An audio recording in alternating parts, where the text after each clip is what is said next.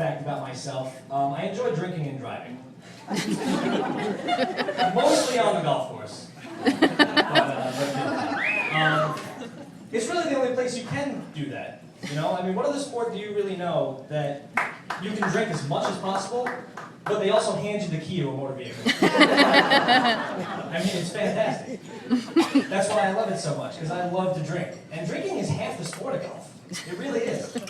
I mean, unless we're talking about a golf outing, then that's the entire day. The golf outings that my family hosts, every hole has a keg. And it's mandatory that you actually do a keg stand before you tee off. It is, I'm not kidding. We drink a lot. We drink so much, sometimes we get in a little bit of trouble here and there.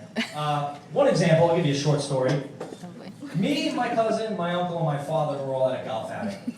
And what had happened was, we figured we would do a little wager and kind of race to the green. So we're racing, and my uncle, he's a little heavier than the golf cart.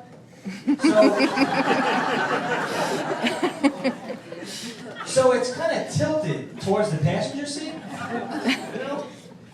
And my father thought it would be a little interesting to maybe, let's spice up this race a little bit. And I look over at him and I see him, he just cuts the wheel as hard as he can left. He jumps out, my uncle goes flying, the golf cart flips.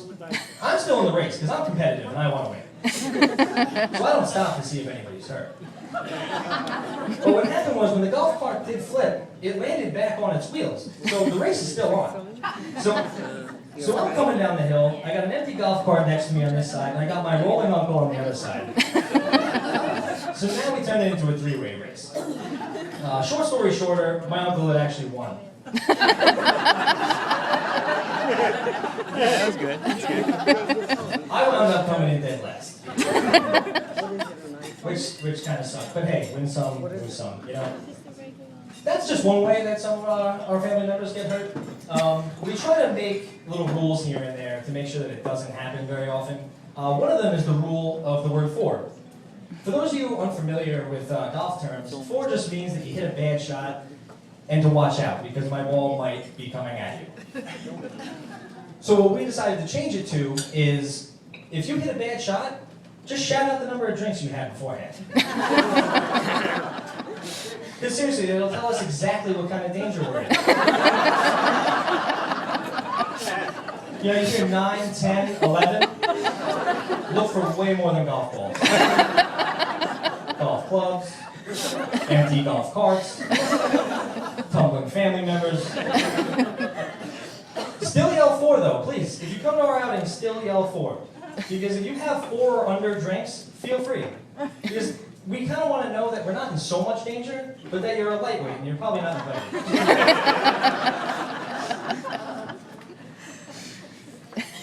See, the reason I really like golf is because I feel like it's more of it's kind of a crash course. You know, sort of what not to do when you're not on the golf course. One example is drinking and driving. And I'll be honest, I did fib a little in the beginning. I don't drink and drive. I'm sorry. Except for on the golf course. But I don't think drinking and driving, I think it's stupid. It really is. Because if you're going to put yourself in a predicament to actually spill a beverage, it just doesn't make any sense to me. However, I do drink then drive. I usually take back roads, though. Because, you know, there's a lot less witnesses when you drive. And most of the witnesses are usually little kids. Right. And most of them, they can't read or write, so you know they're not taking down your plate number. He's gonna make it. He's gonna be in trouble. But I'm not an alcoholic. I don't know, people seem to get this assumption from somewhere. I just really enjoy drinking. And a big influence on that would probably have to be my father.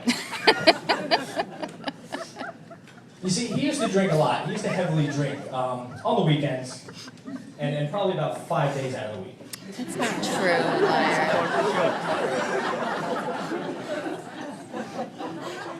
And if he was drinking out of a glass, you caught him on Casual Friday.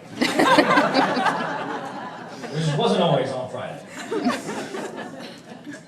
But I think one of the funniest times, really, is really on holidays. I mean, who doesn't really like to drink on holidays. This is the Christmas.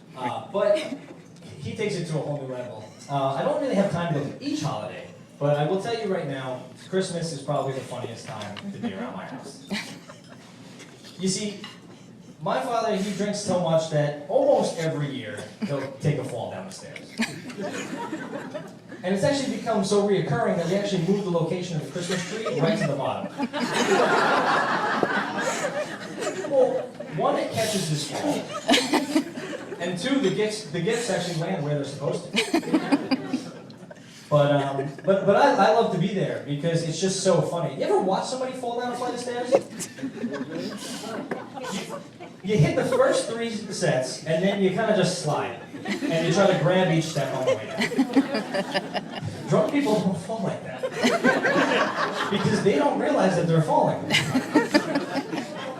So gravity takes my father so funny that I love to just be behind him while he's doing it. And I like to pretend I'm kind of like Jim Carrey in Ace Ventura, you know? I'm behind him and I'm like, everyone loves wrestling!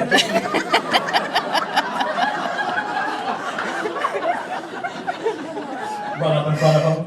Go, Slinky, go! But if anyone ever played with a Slinky, you know how frustrating this is.